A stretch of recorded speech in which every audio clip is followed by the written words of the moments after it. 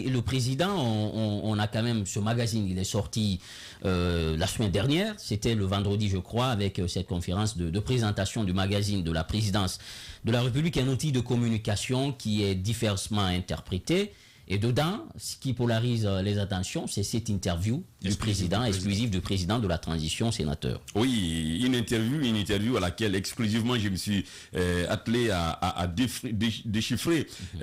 Parlant d'abord de ce magazine, il faut faire attention parce que ce magazine, ce genre de magazine existe partout dans toutes les présidences, mais attention, ça peut rapidement virer à la propagande parce que c'est un outil efficace. La DCI aujourd'hui est en train de s'imposer dans l'arène médiatique et ce n'est pas un média, mais elle est en train de bouffer, d'engloutir des médias, y compris des médias publics, et c'est très dangereux, pas encore dangereux si elle ne vire pas la DCI donc vers la propagande. Donc cette interview du président de la République avec 8 questions qui ont nettement survoler l'actualité sociopolitique du pays. Vraiment 8 questions qui résument en elles seules l'état d'avancement ou le passé récent de notre pays. Mais une question, il y a un fait qui n'échappe pas à ceux qui l'ont lu, cette interview. Elle est transcrite. Elle est retranscrite d'une main de maître, artistiquement retranscrite, parce que ce que j'appelle l'analyse du discours en lettres modernes, 50%, même 50% du jargon de l'interview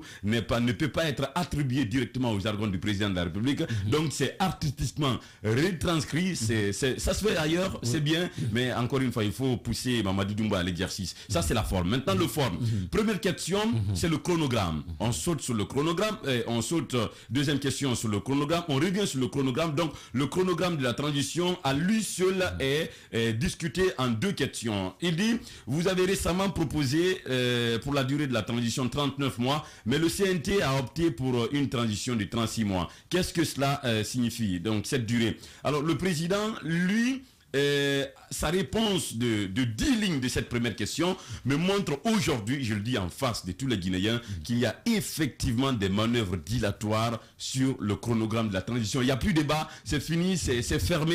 C'est fait exprès pour retarder les choses selon vous? Oui, il y a des ondes, il y a ce qu'on appelle des ondes textuelles dans la réponse du président qui montrent, qui prouvent à suffisance qu'il y a l'intention de retarder les choses. Encore une fois, je ne sais pas si c'est pour une mauvaise foi, je ne sais pas, mais en tout cas, les 36 mois, même un seul mois, à mon avis, n'est pas négociable. Donc, c'est vraiment une réponse dilatoire. Et il dit, par exemple, vous vous rappelez de la réponse de Ousmane Gawal sur les grands axes de la transition au niveau de... Il avait dit combien de temps pour le recensement général de la population? À peu près, ça prendra même pas 30 jours, un mois, disons. Un mois, disons. Le président dit, le recensement général de la population, par exemple, pour être bien fait, nécessite plusieurs mois.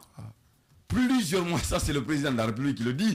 Donc clairement, le débat ne se pose plus. Il y a vraiment une manœuvre dilatoire du côté de ce CNRD. Il y a beaucoup d'ondes textuelles, mais on a relevé ceci. C'est en déphasage. Justement, la communication politique et institutionnelle. Lorsqu'un ministre porte-parole du gouvernement donne une donnée publique, communique sur une donnée publique et que quelques temps après, le président, l'autorité suprême, communique, il sait que le ministre porte-parole avait dit ceci, il le sait très bien, il n'est pas dupe, il le sait, mais il retombe dans ce qu'on appelle la communication qui sacrifie le ministre. Et la communication prise en compte aujourd'hui, c'est cette phrase du président qui dit que seul le recensement général de la population peut s'étaler sur des mois, et ça c'est en déphasage avec le technicien qui est Ousmane Gawal. Deuxième question, on met une pause sur le chronogramme, on revient sur le pays avant le 5 septembre. Et là, Mamadi Doumbouya fait une peinture favorable, c'est classique, tout le monde connaît ça. Ça se dit que ça ne marchait pas. Je suis venu pour arranger, redresser tout ce qui est courbé, et ça ne marchait pas, mettre du vernis et tout, remobiliser tout. Les Guinéens ne se regardaient pas. Voilà, c'est du classique. Frère, ils se regardaient en ennemi et tout ça. C'est du classique, c'est pourquoi cette deuxième question. Et on avait une gouvernance basée sur l'arrogance. Oui, mais c'est ce qui se passe aujourd'hui. Je n'étais pas d'accord, mais je commence à changer de positionnement. Et cette deuxième question, on le laisse finir.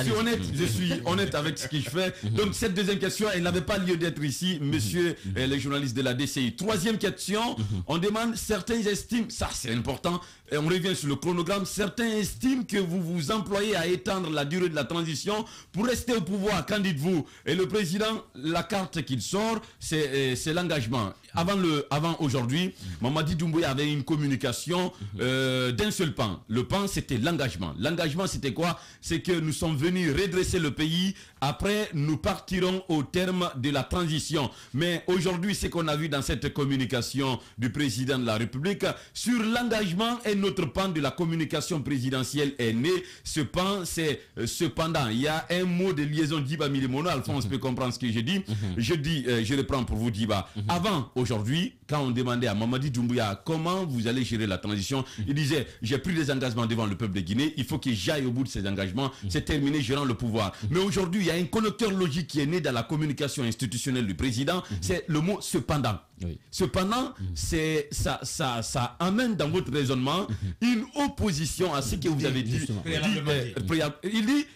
Il dit ceci, il dit donc je vais respecter mes engagements, c'est celui donc de rendre au pouvoir aux civils, retour à l'ordre constitution. Il dit cependant, il est raisonnable, il dit même raisonnable, ça veut dire que je peux me le permettre. Ouais, il est légitime. Voilà, il est raisonnable pour moi de corriger les défaillances qui pourraient reconduire le pays vers l'abîme, comme ce fut le cas dans un passé récent. Un autre pan est né dans la communication, il est en train de dire que le CNDD a échoué, passé récent de la transition. Oui, le CNDD a échoué.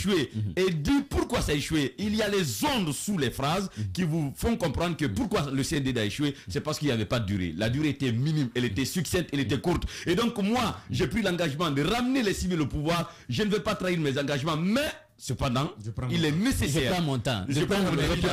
Il n'a pas changé son discours quant à ce niveau-là. Il reste droit dans ses bottes par rapport à ça, parce que depuis le début jusqu'à maintenant, à ce niveau quand même, le président, il a dit depuis longtemps, je ne me précipiterai pas. On prendra le temps. D'accord, on le laisse finir. On le laisse finir. Je peux vous sortir une analyse de 5 discours de Doumbouya. Je vous assure qu'il n'y avait pas cette deuxième section. On n'a pas le temps. De l'engagement. Maintenant, avec la quatrième question. On dit, monsieur le président, justement, vous avez créé la CRIEF. C'est là où les choses deviennent intéressantes parce que Doumbouya dit qu'un petit groupe de personnes s'enrichissaient à coups de milliards de francs guinéens qui s'attribuaient aussi des biens de l'État en se servant de leur statut d'alors. Et là, c'est aussi du classique. C'est la seule question, quatrième question donc de ces 8 questions de cette interview qui me paraît, à mon avis, parce que c'est une analyse, à mon humble avis, c'est la réponse à cette quatrième question qui me paraît donc juste et légitime parce que c'est du classique. Ceux qui ont géré le pays doivent répondre de leurs actes. Et problème, au niveau de cette quatrième question, problème, pourquoi? Parce que quand on a tenté de savoir si la CRIEF est là pour disqualification politique, en vue de la prochaine élection présidentielle, il y a une réponse à cette question, une réponse à demi-mot. La justice se chargera de savoir qui est éligible ou pas. Ça veut dire que le débat sur l'éligibilité des politiques vers l'élection présidentielle se pose de facto. Moi, je suis... Attention, ça c'est tout à fait normal. Attention, est-ce que jusque-là, Diba, il va finir. Est-ce que jusque-là, non, est-ce que jusque-là, attention, il va finir, vous allez réagir. On a eu, est-ce que jusque-là, le débat, la transition a posé le débat sur l'éligibilité des futurs candidats à la présidentielle. C'est le bon sens. C'est une question de bon sens. Quand vous avez un casier, c'est le code électoral qui doit déterminer. Mais quand vous avez un casier sur le dos, c'est le code. Vous le dans le code, c'est des choses qui existent. Non, attention, je vous rappelle. Il va finir. Dans un passé récent, le dernier président de la République était condamné en contumace à mort, condamné à mort. Il n'a pas été empêché. Attention, il y a beaucoup de cadres qui étaient condamnés dans le casier qui ont des casiers longs comme ma main, comme mon bras, qui n'ont pas été inquiétés pour se présenter. Attention, aujourd'hui... Parce que quand même, il faut rappeler, c'est un principe élémentaire. Lorsque vous êtes condamné, vous perdez vos droits civils et politiques. C'est ce qui est arrivé du côté du Sénégal. Automatiquement. À Khalifa Sall et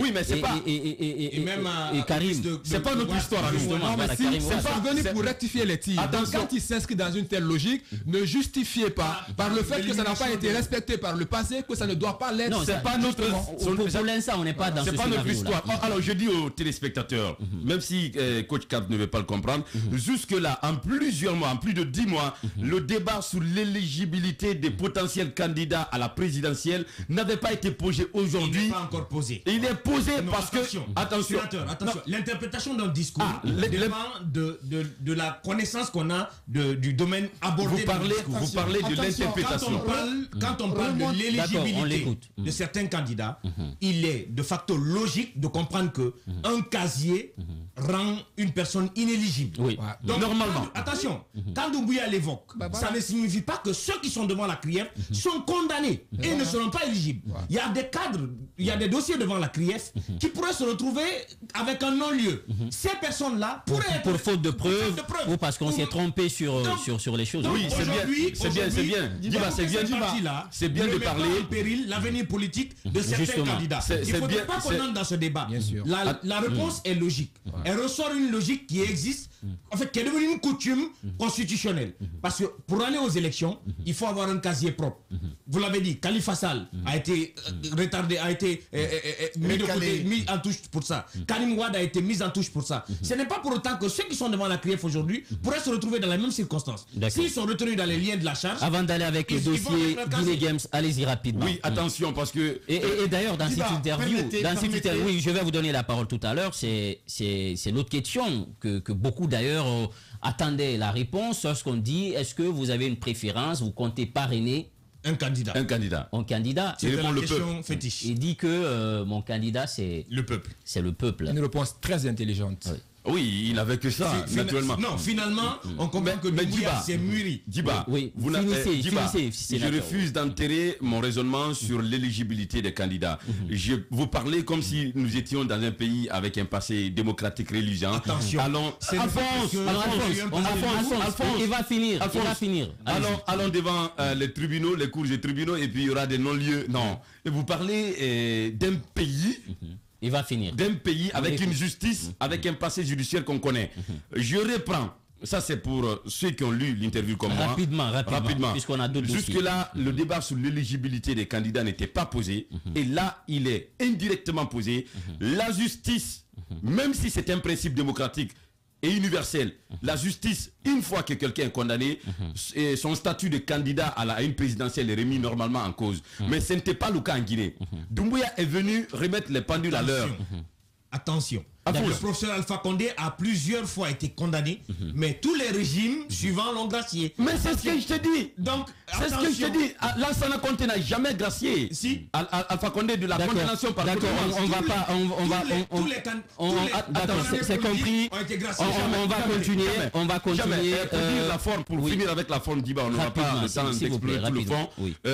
Encore une fois, je reviens sur la mise en place de ce magazine et le rôle de la DCI aujourd'hui. Attention, il ne faut pas qu'elle engloutisse ou qu'elle se substitue aux médias. C'est différent. La communication présidentielle est différente de la mise en place des médias personnels à relance personnel. Donc ça veut dire que la DCI doit être la fontaine publique où tout le monde doit venir puiser l'information. Et au-delà du magazine, moi j'ai quand même envie que la DCI initie quelque chose.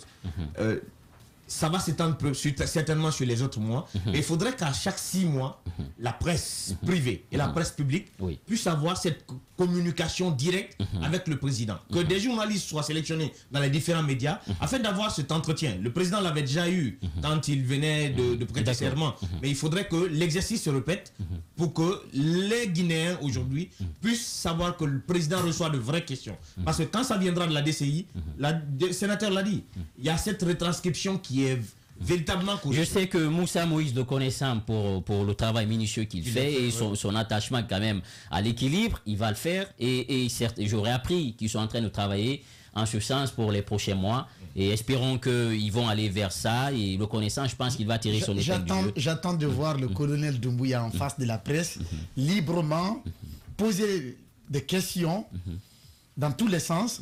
Franchement, j'attends de voir ça.